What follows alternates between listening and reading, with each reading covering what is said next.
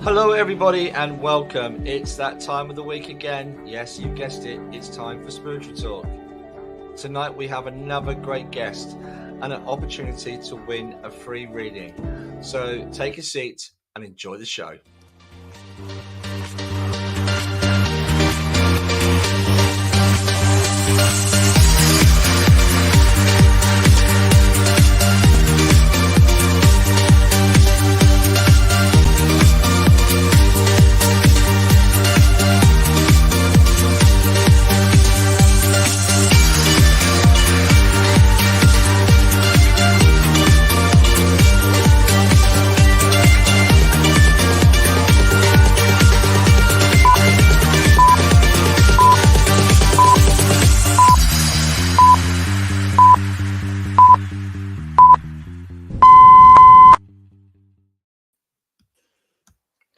Hi Alice, how you doing?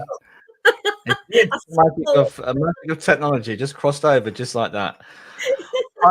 Hi everyone, and welcome to Spiritual Talk. How are we and where you're coming in from? Let us know where you're coming in from.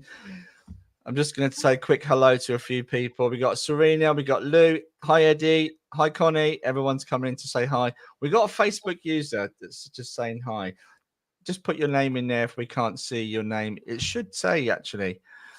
And Eddie's put evening all, blessings and chocolate all round. Sounds like a good idea, Alice. It does, doesn't it? Yeah. Oh, very cozy. It does. Hi Joe. Hi Paul. It's Wednesday. Do not adjust your set. I am back on Spiritual Talk. I am doing SPTV also with Spiritual Talk, which is why a few people have asked me tonight, am I back on Spiritual Talk? Yes. So I'm doing a kind of alternative weeks. So it's good to see everybody. Hi Rachel and hi Donna and Mario, Pamela. But we got a great guest on tonight. Shall we get our guest in straight away? Yeah, definitely. Let's get our lovely Jacqui McLeish. Hi Jacqui, how you doing? I'm just going to quickly introduce you, Jacqui, because you have been demonstrating mediumship for over 25 years in Scotland, and also you're with a natural ability for mediumship and a no nonsense. I like this because you put this in your bio: no nonsense attitude and an ability, and I guess that can sound a little bit scary for some people, and no nonsense, but that's exactly how it should be. No nonsense, because a lot of, sorry, I'm digressing, but some mediums can be accused of being a little bit fluffy sometimes.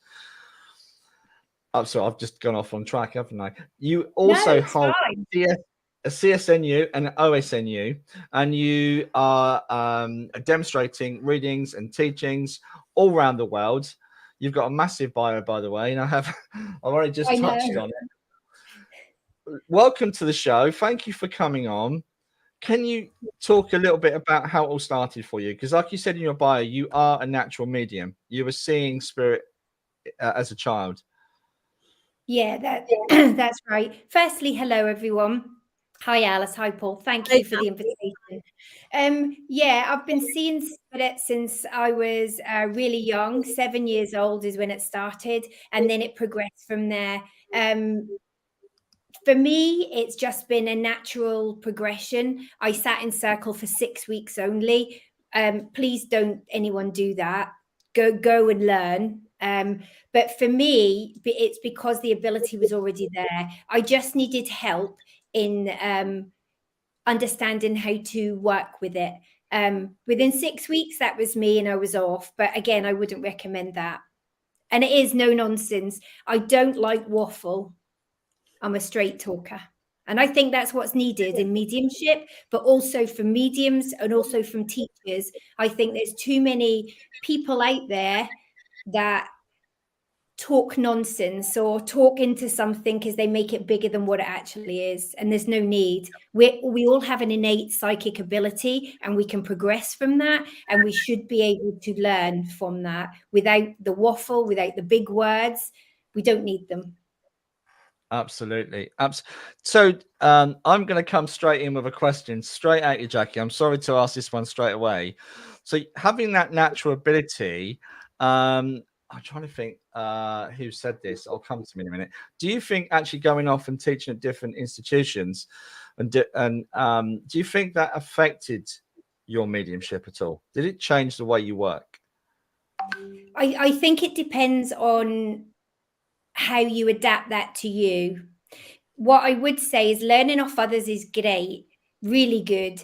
It doesn't mean that it should affect your mediumship. If you have a natural ability and it's clear, concise, pure in the way it works, then there's no reason to change it. There's also no reason to adapt it either for any institution, because mediumship can't be taught at that level. What can be taught is knowledge and understanding, which will then help with it or layer things up for you, but it won't necessarily help with the mediumship.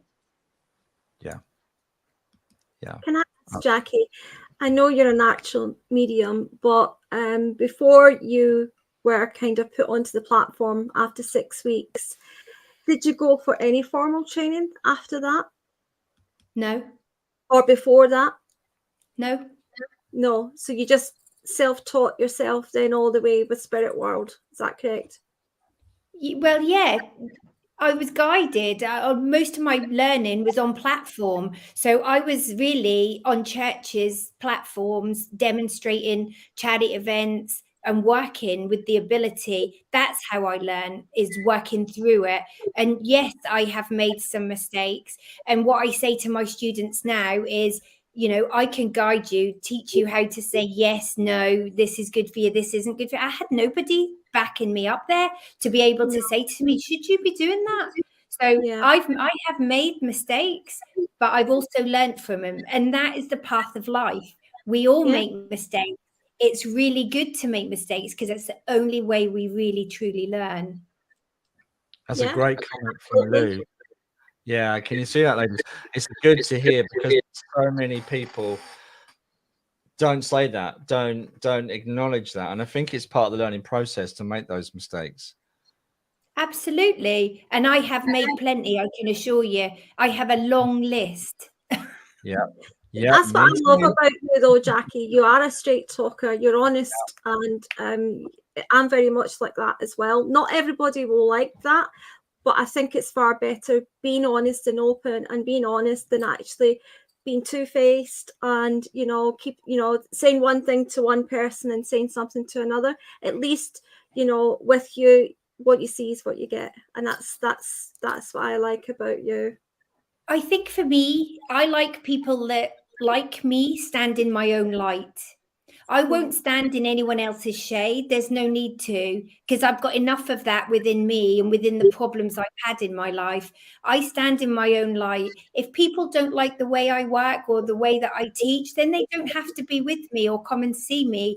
What I want to do is enable others to give them the chance to feel the way I do about working with spirit, to feel passionate about helping others and to be of service to the spirit world, but also to each other here, because humanity is needing people to come together, to work together, to help each other, give guidance, but the right kind of guidance.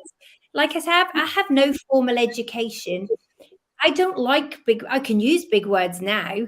I don't, because people don't like and don't need big words. If you have a natural ability and no education, then how do you get that to work properly? You can do that yourself from within. Big words don't help that. No, absolutely. Yeah, I think what is quite obvious straight away from interviewing you, Jacqui, is your power. Your power is coming across. You have a natural ability in terms of generating your own power in that way and expressing yourself. And a lot of people don't have that. Do you think some of that comes from your background? I've just put Lou's question up. We will come back to you, Lou, on that. But do you think some of that power, that determination, that grit or that grittiness that I can kind of feel with you? And to be honest, I have been listening to some of the other interviews you've been doing. Your story is quite unique and what you've been through. But do you think your power comes from your upbringing, your you know, some of the, I don't want to call it trauma, a childhood. and some of the experiences there is trauma there, but there's also other traumas that have happened in my life that I haven't really spoken about either. But what I would say is my soul is determined to succeed. And I think, if you have that fighting essence within, then I think it will show through and it will push through. You spoke about energy there, the power, the energy. I hear mediums stand on platforms and say, oh, there's no energy in the room. It's not about the energy in the room. You bring the energy. You're doing the work. You create the energy and you make sure your connections are good, clear, and concise. Unfortunately, at the moment, mediums like to blame everything else when actually they need to look within. You know your own soul, know your own ability, and work with it. But there's with that still-hearted determination and that power doesn't come from a negative perspective. It comes from within that soul, your soul. It's interesting. I did a demonstration on Friday for a charity evening, and I've been finding that the energy at a spiritual church, and it's just me, I know it's just me and how I'm seeing things. It was an end of a long week on Friday, but then I rested at the weekend, and Sunday I was ready to go. So I could have quite easily said it was the power in the room, it was the energy of the people, etc., but didn't. Went to the Spiritualist Church on Sunday, boom. It was there. The power was there because I'd rested. So some of that, like you said, is responsibility of the medium. But I still think you're unique. You're quite unique in your power. Forgive me for saying this. You are an energetic fireball. You do have that about you. And I think some people are more naturally opposed to that. Does that make sense? No, I get that as well. I thought you're a fireball, haven't I, Jacqui? I'm so sorry. I don't mean to. But you come across, you've got this real power and energy about you that I think is good to have, if that makes sense. I think I've learned over the years, and it's took me years to build up this ability to believe in my connections in my work. And I'm older now, and you get to a certain age and I have that belief. And I think once that belief is there, then it's good to go. But you called me a fireball. Is that because I'm a redhead? Because maybe it's just a redhead is on fire. Yeah, Eddie's put it straight on it. Paul's digging himself in a hole. Yeah, I can see that. Go on, dig deeper. Moving on. I'm going to come back to Lou's question. Do you do prayers and ask for protection? I pray most days. I do healing for different people every day. I don't really ask for protection. I think that my workers or my guides, whoever they are that work with me, will do that automatically for me. When I do work, I always ask that the spirit world join me and that they help me with what I need to do for that person or for this demonstration or to help the people that really need it. So if that's asking for protection, then maybe, but I don't think it's asking that. I think it's just asking for pure clarity on the work. We should also say that you have become a minister as well on your journey. Well, I'm an officiant. It's not quite minister. I'm what they call an OSNU, which is an officiant with the SNU. So I can do weddings, funerals, and all naming services and all sorts. Yeah. That was a long journey though. And it's a journey about service again, about helping others. Yeah, and Dot's put, I like straight talking people. I'm the same. At least you have boundaries and you know who you are. And that's also a great point, Dot, because a part of our journey is about discovering who we truly are. And you teach a lot, Jacqui, as well. And you've taught in some really well-known establishments like the Arthur Conan Doyle Center. And, so you've done loads and loads of teaching. What would you say for someone who doesn't really know whether they can do mediumship or not? What would you say to someone sitting at home wondering if they could do what I guess all of us here can do? What would you say? My first thing for everybody is start to get to know your own soul. and start to understand your energy. Go back to when you were younger. Look at what made you tick when you were younger, because it's highly likely some of those things will still be within you, but you never really carried on doing them. So find out who your soul is. You know, when you talk to yourself, is it you? Are you talking to your physicality? Are you talking to your soul? Is it your soul talking back?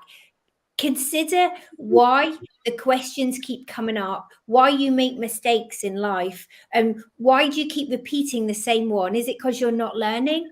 So get to know you, your soul, see where you want to go from there. So never take things just for granted that you can become a medium. And I would say to anybody, this is not a job to be taken lightly. I never went to a careers office and said, oh, I'd like to be a medium. This was never the job for me. I was happy doing my hairdressing. I was happy doing my own work. And then this has literally taken over my life.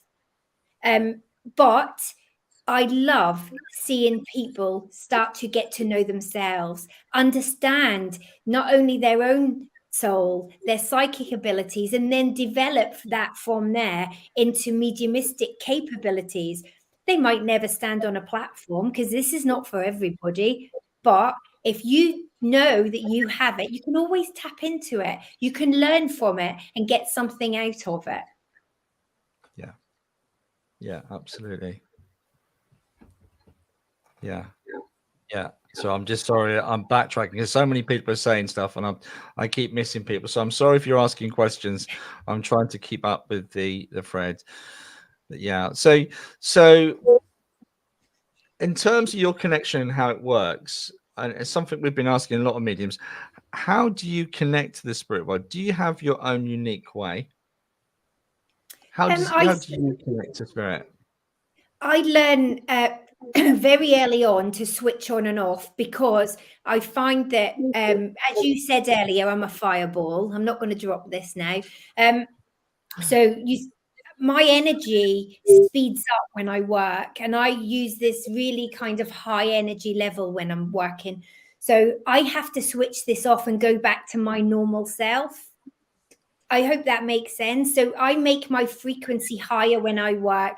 When I do that, I switch on, and I do this by, I visualize a big sunflower in my solar plexus, and each petal opens one by one until I feel the glow of gold, and then I'm ready to go. And when I finish a service, I pull it back in, right back in. And you'll never close it down fully. That will never happen. But I reserve the energy for when I work. Yeah. And apologies, Jacqui, I forgot to put your details up to how to contact you. People are asking, how do we contact Jacqui? You'll find me on Facebook, Jacqui McLeish, Celebrant and Spiritualist Medium, I think it is, or just Jacqui McLeish. You'll get me on either one. Awesome. And one of the things I was going to talk about as well, you've actually been tested, that's the right word to say, I guess, by somebody that was on the show recently, Tricia Robertson. And I know we were talking before we came live about that. Can you explain what happened and what happened in that whole process?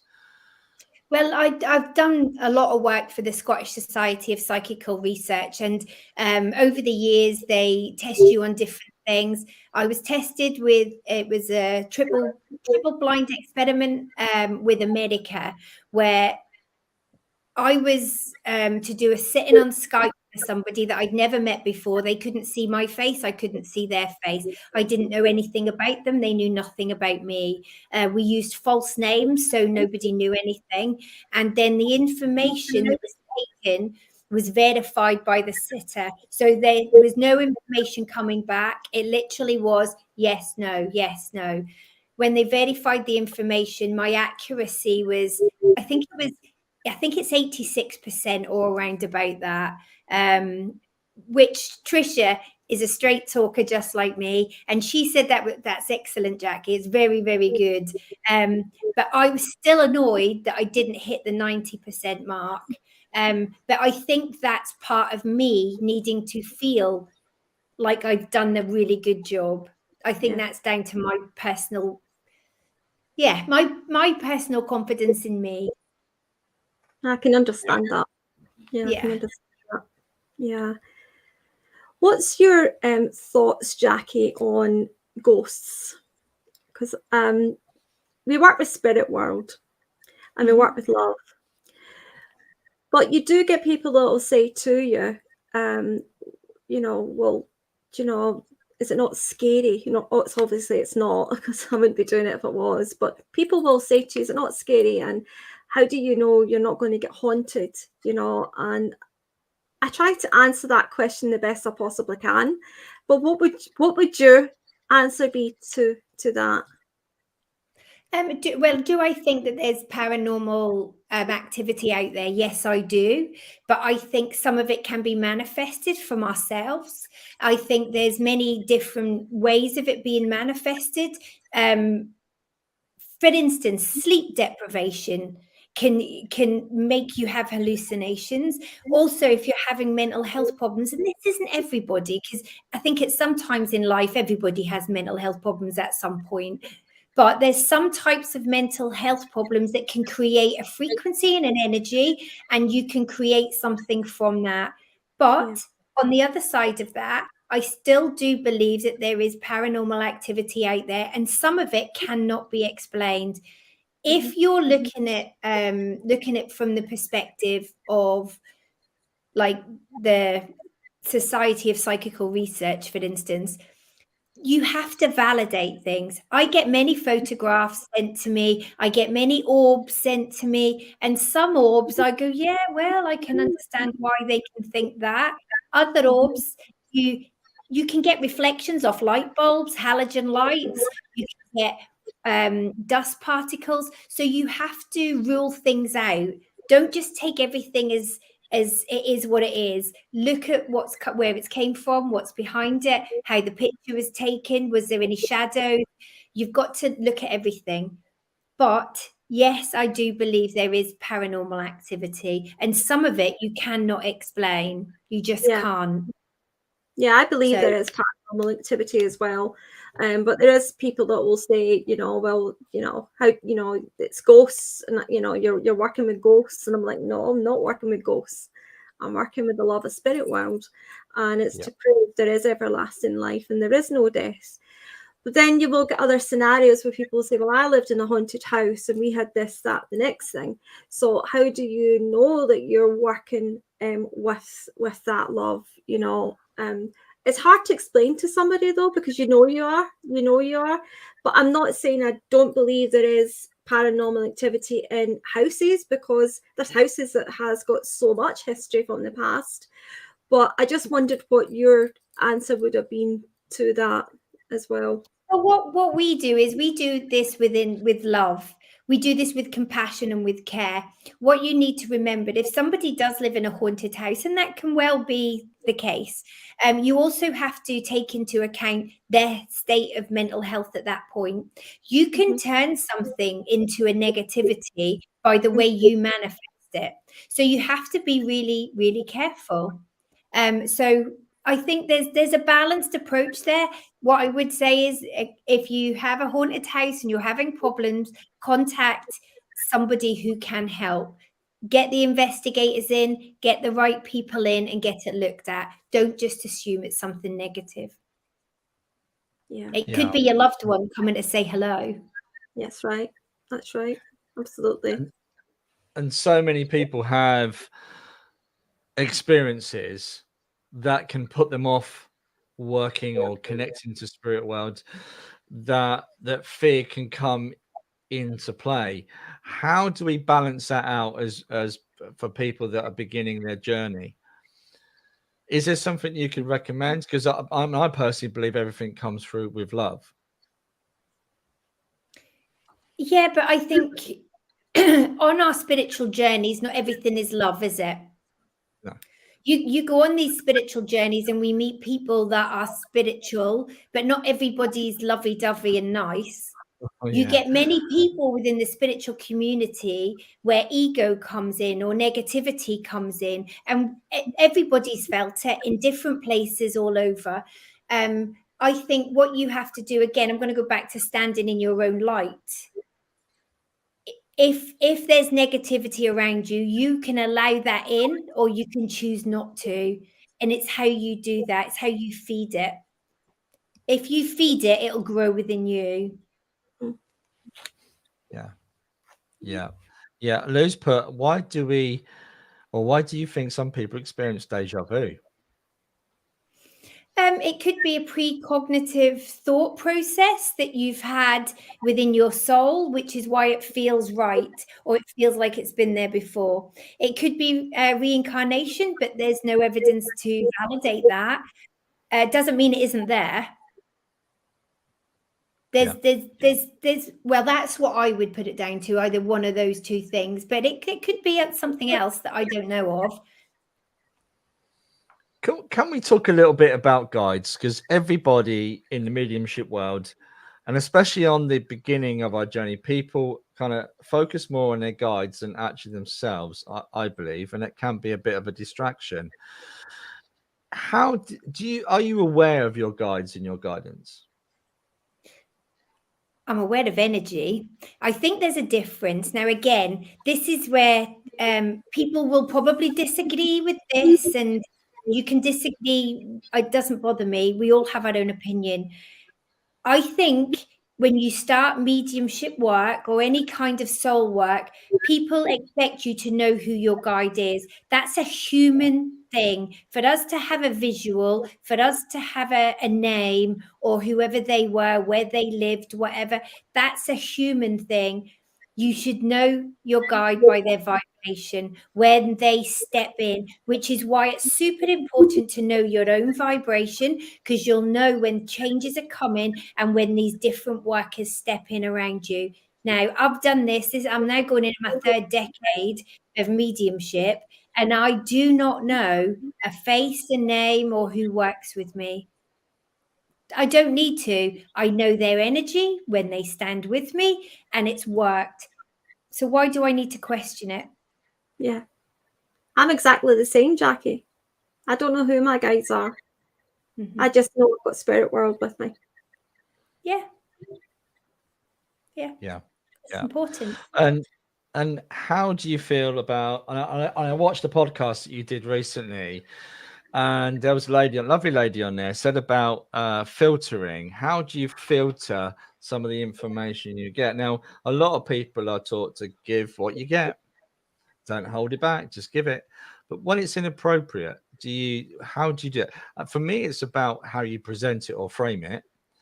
Yeah. But as long as you give it, I think that's important. I think I do too. I think you have to be clear with what you're getting, but there's some things that you cannot say, or there's some things that you have to be really wary of with the congregation that you're working with. And I think that there's certain words that we shouldn't use. There's certain things that we have to be really careful in what we say. I always before I stand on a platform, I always say, first, do no harm. We're not here to cause somebody to have a scar or to pull a scab off a scar. We're here to try and bring comfort and clarity and help and whatever they need, but it's not about causing them harm. So what I mean by filter is I filter out anything that should not be said from a platform. If it needs to be said in private, I will speak to the person afterwards. But sometimes there's some things shouldn't be said at all. Yeah, absolutely. And that becomes the responsibility of the media. But why do you think mediums get this information? Is it more on a psychic level? It could be that they're mimicking things from their own life. Sometimes we go inwards and bring out things from our own lives that shouldn't come up. I've heard mediums from a platform talk about somebody being gay, or that's why would spirit even bring that up? Yeah. It doesn't matter. Your soul does not have a sex. There's no gender there with your soul. So it shouldn't really be brought up anyway. So, yeah, I think mediums need to be really careful with what they say and how they do it. Yeah, it's like the evidential side of things, and I'm talking from experience. And if you know someone's, forgive me for saying this, ladies and gentlemen, someone's been beheaded in a car accident, you're not going to sit there and tell the audience, I've got a gentleman here who lost his head as he went through the windscreen. You can say this man died in a very tragic accident, but also with medical conditions. You can say someone really suffered with cancer, they had this, they had that. But what would be the point? But why do some mediums do that? Is it literally for show or ego?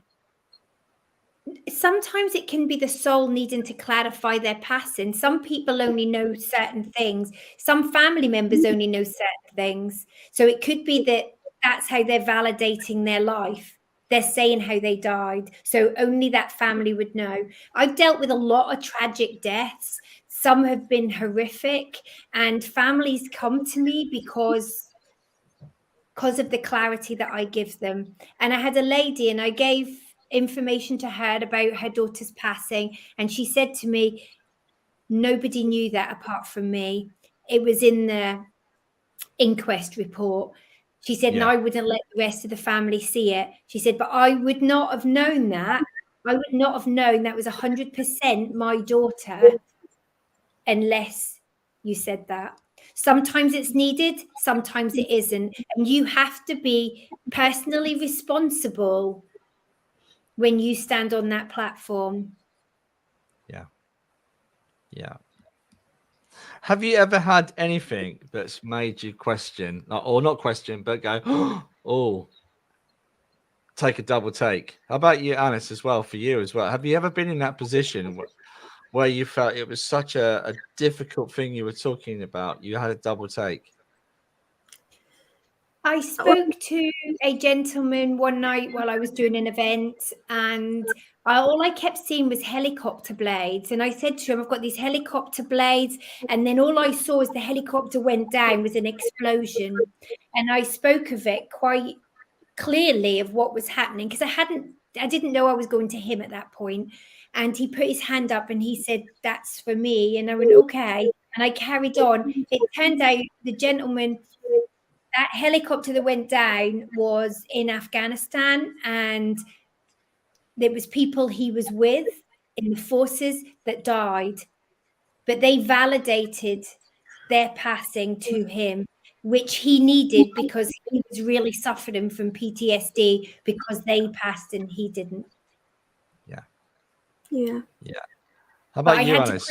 Whether I said it. Yeah.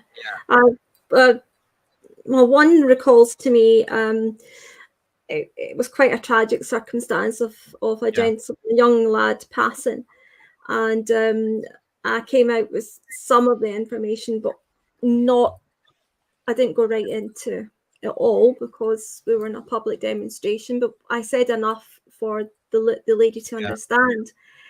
But when I came off, before I came off, he kept showing me a box, okay, and I didn't say to the lady, right, but I could see him lying in a coffin, but I didn't say that to the lady because I thought I didn't want to upset her. But then I seen a wicker basket, and I thought, what's going on here, you know? So I just said to her, can you understand where the wicker basket would come in association with him? And she said, yes, absolutely. So cut the long story short, came off the demonstration. She came up to me and she says, he's not been buried yet. And he's actually in not the cemetery, what do you call it again? Help me. What do you call it? Oh, I'm not sure. Right, before they get buried and they're put in the parlour. He's in the parlour. In Radiant Rest. In the parlour. He's in the parlour just now, and he is actually the box probably the coffin that you've seen, he's still in there, do you know, and he's not been buried yet. She says, but we'd had a little bit of an argument because we want him put in a wicker basket because we know that's what he would have wanted. But the other family didn't want him put in a wicker basket, but now he is being put in a wicker basket. Well, I was kind of taken back by that because I didn't for 1 minute think that, I thought he'd already passed over. I didn't think he was actually still in the parlour and he hadn't been buried yet. You know, and the dispute about being in this coffin and then going to a wicker basket, you know. So I can remember that was a long while ago, but I still remember it. I still remember it as being, wow, you know, he's still in the parlour and he's not even been. And in fact, he'd only actually passed away about 48 hours, and it was a real tragic case Wow. that happened. Wow. Yeah. Yeah. I've had a similar. Yeah. So many people have commented on that, but I had something similar where. Is my microphone working okay, by the way? Yeah. I'm getting we can hear you. So I'm sorry if you're getting reverb, guys, but that should hopefully touch wood clear. But I had a situation where somebody asked me whether their sister was murdered or not. And they didn't say as much, but that's why they came for the reading. But it was still under police investigation. So I found that a very difficult position. So just quickly moving on. Cindy's put a great comment on here. Closure for some, new info for others. Some can take some things and some can't. Hard to figure out who the message is for and resonates with many. There's probably 3 questions in there, Cindy. Yeah. So what does that happen in closure for some? Absolutely. Especially with what we're talking about, the information, the type of information. I agree. New info for others. So when in a reading, sometimes you'll find you'll get information that the person themselves didn't know about their mum or their lover or friend, and then they can find out later. Why do you think that happens, Jacqui? Is it just strength of the connection? It could be that there's no way to describe it unless you're in it. I think the best way is that there is always a layering. It's like an onion. So every communication should be like an onion until you get to the core, and you bring different kinds of evidence in, so you get this all-round picture, and you get to the core essence of it, which is for healing, maybe for putting something behind you, for moving forward. It could be just that person really needed to hear those things that were said to validate that life or to validate their own life. But I think there is a layering of messages that comes in, you know, to create that whole communication. Does that make sense? It does. It's all, and that's the magic of the communication, that there's these elements to it that are so nuanced. Sometimes it can take people to go away and then they're, oh, it was this. Oh gosh, it was that. And that to me it proves that there's some kind of intelligence behind it. Yeah. That was a great question. And also, there's a great one here. I don't know if you can see this one as Andrea. My mum passed away several years ago, and approximately 2 weeks after her passing, I heard her calling my nickname very clearly. And it was twice, not just once. How is it possible to hear it so clear and loud? And it might only be her that would have heard it as well. Spirit have a way of just connecting with your vibration. So it sounds like it's in your ear, but it's actually within your head. So it isn't necessarily a physical sound, but it's a sound within your soul. I can explain that somewhat.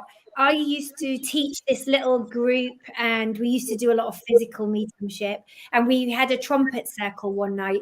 I say a small group. There was 22 or 24 in it that night. So we had the trumpet in the middle, and we'd ask Spirit to step forward, and half of the group, and it was a line diagonally across the group, half of the group heard John being shouted in twice, the word John or the name John, and the other half didn't hear it. And one half is going, did you all hear that? Did you hear that? And the other half is going, I never heard a thing. And everybody said the exact same thing. It was one name, John. Some people's vibrations will be heightened enough to pick something up, and others won't be. I wonder, Andrea, did you hear the voice coming out of sleep? Because I don't know, guys, if you've had this, well, I've been coming out of sleep and I've heard a voice. I've heard actually someone calling my name, but it sounded like an angel. That's hypnagogia. It's a hypnagogic state. So that's a trance-like state when you're coming out of sleep. Hypnopompic is when you're going into sleep. No, hypnagogia, sorry, is when you're going into sleep. Hypnopompic is when you're waking up. It's that trance-like feeling that you want to wake up, but you don't want to get up.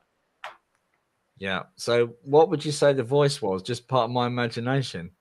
Because she was lovely, whoever she was. Not It sounded necessarily. like an angel. Now, if you were to go into a trance-like vibrational state for spiritual work, it would probably be something similar you would be slipping into without even realizing, without working up to it. It's because you're relaxed, you can just kind of slip into it. See, my teacher used to say that at school to me. Are you in there, Mr. Bannister? Are you in there? And that makes so much sense. And I say this to my students all the time. People go, I can't do trance. And I'll go, but you can stand and stare at something. And because it feels nice in that minute, you can't stop it. Even if the teacher's shouting at you. Remember, you used to get hit with the chalk from the teacher, or someone would slap you around the back of the head at school because you couldn't stop it. You would just go into this trance and your thoughts start. Is it your thoughts, or is it where you're connecting with spirit on that interim level? Yeah. I remember the head teacher taking my mother to one side when I was at primary school. I can't believe I'm admitting this live on air. And she said, Mrs. Bannister, we've got a hearing test. Just not there sometimes. What it is, it's hearing is fine. You're a wee bit buzzing just now. Am I? Voice is like, you've got the robot voice back. I've changed my microphone. Here's a question, guys. I'm just going to change my mic. Does it take one more? Okay. Does it take more than one spirit energy to move objects? It is so rare that I am thinking this is so and always at key moments. It's not always at key moments, and it can be a collective of energy. It can be your energy connecting with that spirit. So they're using both energies. It can just be spirit by itself. Things do move. Sometimes we don't attribute it or we question it, which is exactly what we should be doing. We should question everything until you have validation that it is definitely spirit. But spirit will move things. Spirit will apport things as well. It's not the first time that I've heard people say to me that things have just fell out of the sky or have just turned up in their kitchen out of nowhere. So spirit will do things. Yeah, lots of people are saying it's happened. It's happened to me. Andrea said can you hear me all right, guys? Yeah, better. Yeah, okay. So Andrea said I was on the sofa and the voice came from behind me. Well, that's quite, it's like, if you're not prepared for that, that's really interesting. Yeah. When I go into a sleep, if I'm starting to go into a sleep, it doesn't happen all the time, but I can hear a voice come in as I'm actually going into a sleep, and it's a voice that I don't know. I don't recognize the voice as being a member of my family. There's actually a lot of information about hypnagogic states out there. I've recently just recorded a segment for a documentary that will be out probably within the next year to 18 months about the same phenomenon, but loads of people have it. Loads. It's very well recorded. Yeah. If the voice comes from behind, it could just be the vibration of spirit that are behind you. So you'll be feeling their vibration. It won't necessarily be the voice is coming from behind. It'll just feel like that in your own senses. Yeah. And where are we? So I'm not sure who Facebook user is. As I was walking today, I sensed someone was behind me, but no one was there. Yeah, I sensed whose energy it was. And they haven't passed away. So I guess that could be a case of projection. I'm not sure with that one, whether they can kind of astrally project. Who knows? Well, I have a bit of a theory on that. I deal with, like I say, I deal with clients every day. I do this job every single day of the week. I get a lot of people that come through that haven't passed, but they have dementia or Alzheimer's. And I don't know whether their soul becomes transient because their soul is still getting what it needs, even though the physical can't. Yeah, I understand that. I get that as well. Yeah. Yeah. Because part of them are here. Well, the heart's still going for sure. So physically, but I do feel like emotionally and the soul part is connecting with spirit world, because they can have great conversations with their family, you know, and they're in that little world with their family, you know, but they don't recognize the people that are here. The physical their soul part. still validates. The soul still validates their life that they're living in, the life that they've had, but they need more. Their soul needs more. So it becomes kind of transient. It's maybe in and out of spirit world. It's in and around their family, and they validate that, you know, with communications, which is good. It means that they're not just there. No, absolutely not. Yeah. Oh, that was Debbie. Hi, Debbie. Sorry, for some reason her Facebook's playing up as well. But yeah, so I wanted to talk a little bit about angelics and angels and understanding of that particular vibration. Have you had your own experiences of angels, Jacqui? I think angels walk beside us, among us, with us, work with us. They're here around us all the time. I think it depends how you use the depiction, angel or angelic beings. I don't believe in winged creatures. I think that is a very Victorian depiction that's been put onto us.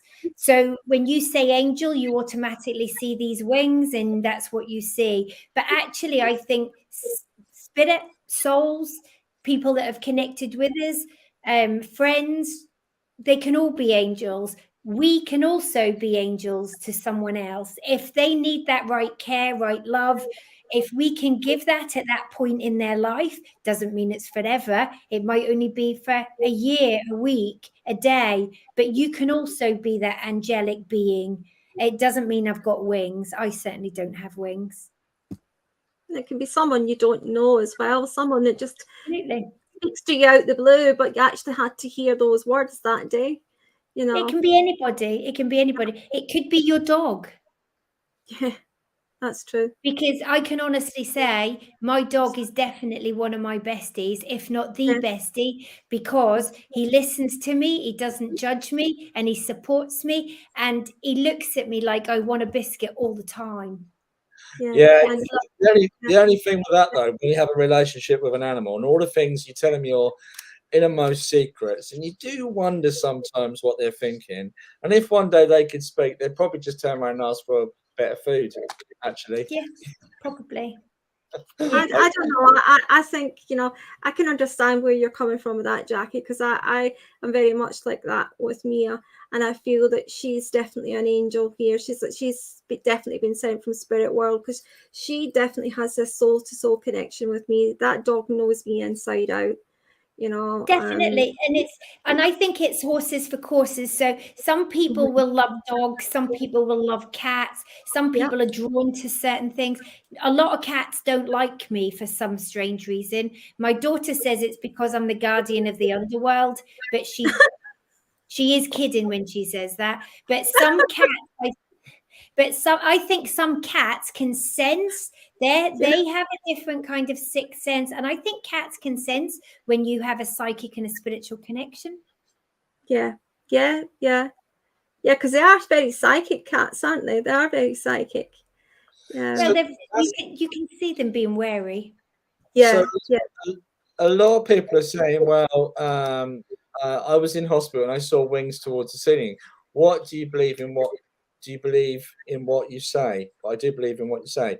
So I get it. But then, because I think we're having this human experience, I think we sense it, perceive it that way to understand that that is an angelic being around us. Yeah. You'll perceive it in the way you understand it. Yeah, absolutely. I mean, I kind of hope they have got wings, because it'd be quite impressive, wouldn't it? It would be quite impressive, but I don't think. Well, if you look at evolution, I don't think there's any kind of human being that's ever had wings. So I think it's something that we want to depict in our head. I think it's a nice thought. I think it would be lovely. Yeah. Unless it's an Anunnaki thing, because the Anunnaki were supposed to have bred with the women of the planet, and which when they Anunnaki, so maybe it goes back even further. That this whole depiction of angels with wings comes back all the way back from the Anunnaki. I don't know. Who knows? And the problem is with history, it gets changed and rewritten and rewritten. So many comments coming in. Cats, animals are also really aware of spirit. Really aware of spirit. Because a lot of people are putting that they. But yeah, so yeah, some lady said, yeah, about seeing wings. A friend of mine, her daughter had open heart surgery. She came out the hospital late one evening and she swears blind. And this lady is not a spiritual person. She's a musician. She saw an angel about 20 foot high with wings open, that she knew when she saw that her daughter was going to be all right. So people still have this perception and ideas and experiences, but there's the messages, what was looked after, she's being cared for, she's going to be okay. That's the most important. If it works for you and it's right for you, then good, stick with it. I go on my own feelings, and it's not everybody else's cup of tea. I know for me, I need facts. I'm the world's worst for being a skeptic, and for the medium, that's probably not good. But I am skeptic. I check everything. I like to, I'm a fact checker. Yeah. Yeah. I don't think there's anything wrong with that, though. And I think that's what makes you a good medium. It's just me. Because it's easy to get into the mind, though, isn't it? And if you don't check yourself, I think you can end up becoming a bit too fluffy, like we were saying about earlier, maybe. Debbie had near-death experience. I know Debbie quite well, and she went to the gates of heaven and met Archangel Gabriel, and she had wings. Again, so even if she's left the body, do you think it's symbology as well in terms of our programming? It could well be. It could be that that's what she saw and it was right for her. Yeah. Is there gates to heaven? Do we know there's gates to heaven? I mean, do you think somebody would stop you going through those gates? Because I don't think there's hell. I think that the spirit energy or the spirit world is all encompassing in itself. And if you've created negativity here, then you will have to learn at some point that there is karma. There's a natural balance there. I'm also going to kind of back that up and just say, I had meningitis when I was 6, nearly 7, and again when I was 12, nearly 13. Both occasions they expected me to pass away, and I didn't. I also got held up when I was 28 years old. I got held up with a man that got done for attempted murder. He got done for attempted murder because he'd put a knife through a gentleman's neck before he came into my shop. Wow. So I can understand life-changing events, near-death experiences that affect you, your soul, and how you see things after that. And if that works for, I think it was Debbie, wasn't it? If that works for Debbie and it gets her through and it gives her the light at the end of this tunnel, then amazing. And that light, let it encompass her now.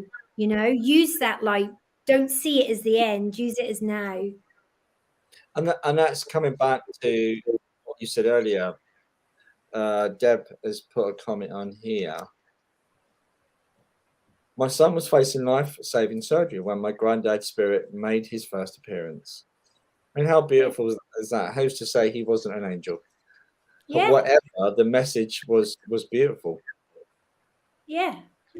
And there's the essence of angel in that anyway.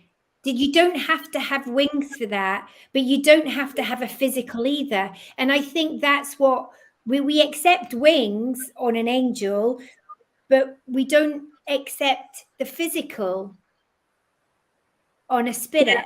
Do you see what I mean? So people will see a spirit and they'll dismiss it because they see it as a physical being. But you sometimes do see them as a physical and not necessarily just the spirit. Yeah, that's true. That's so true. Yeah. And Eddie's put, he feels that angels don't feel angels with any, I think he's trying to say don't feel the gender. There's no gender. There was a great comment here. This is a great question for Cindy.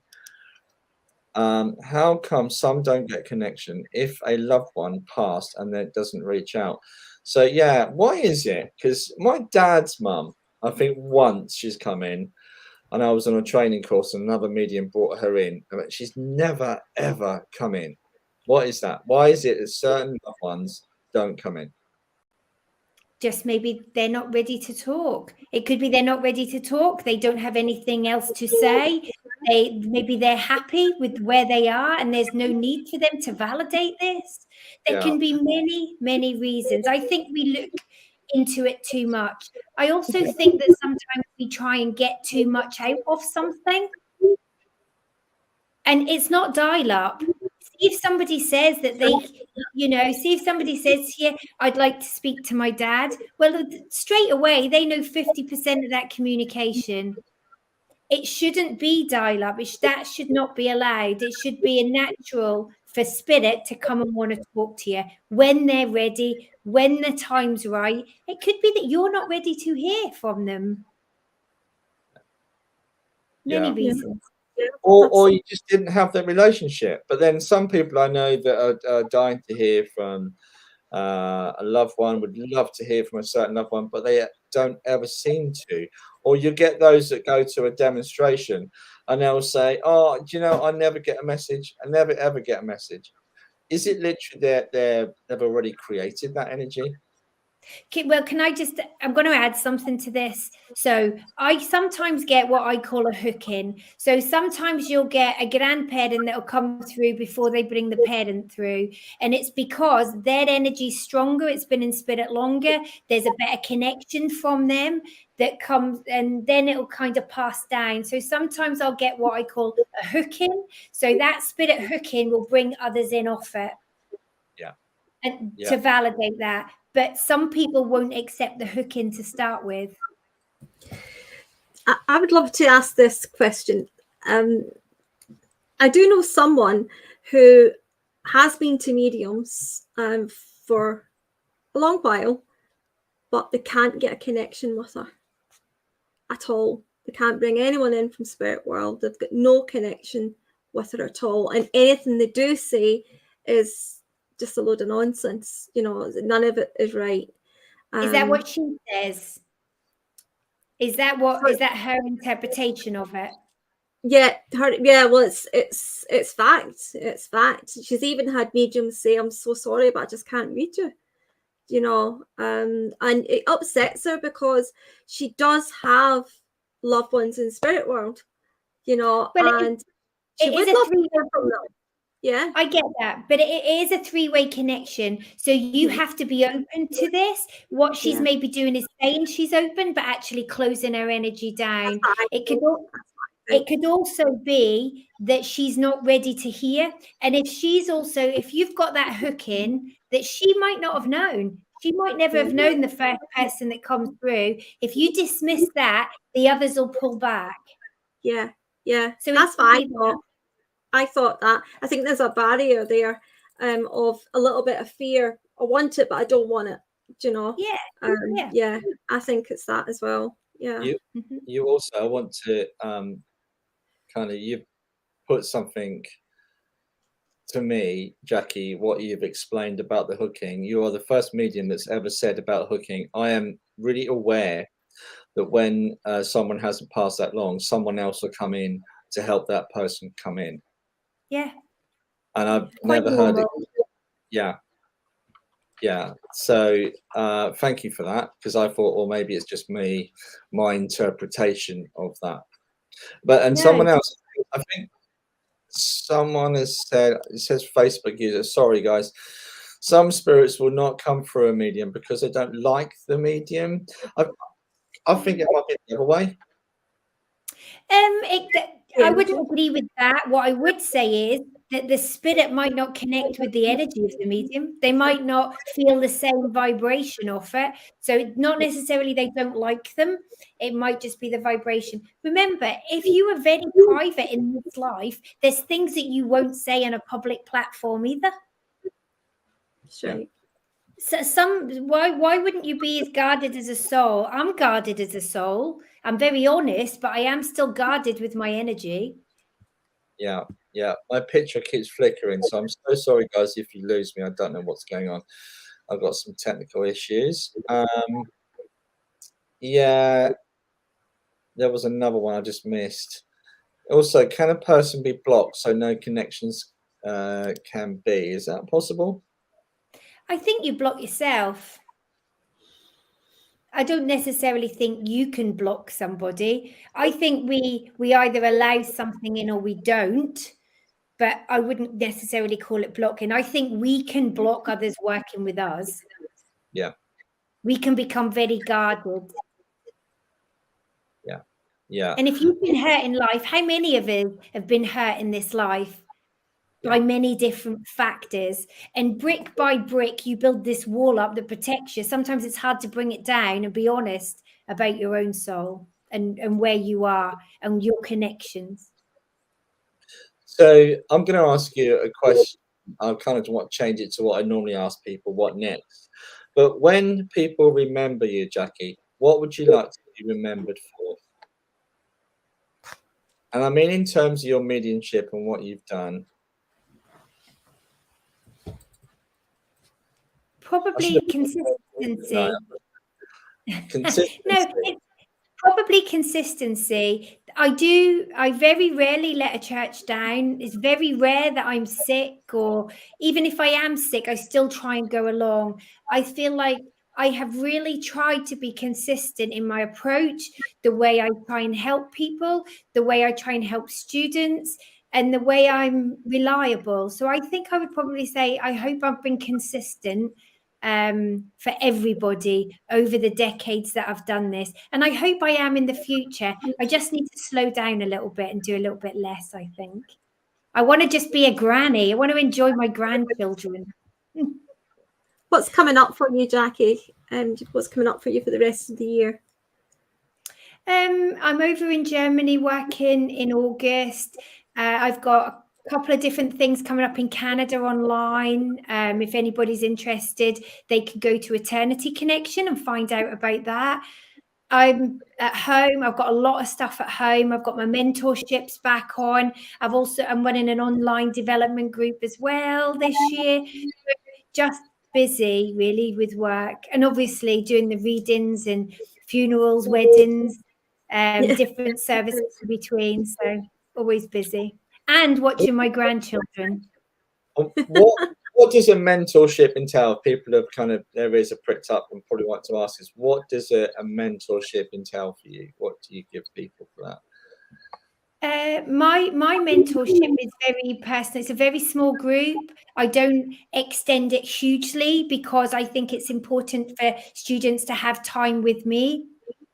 I try and get the best out of you. I try and get you to understand your soul, where you're going, where I can help you to go.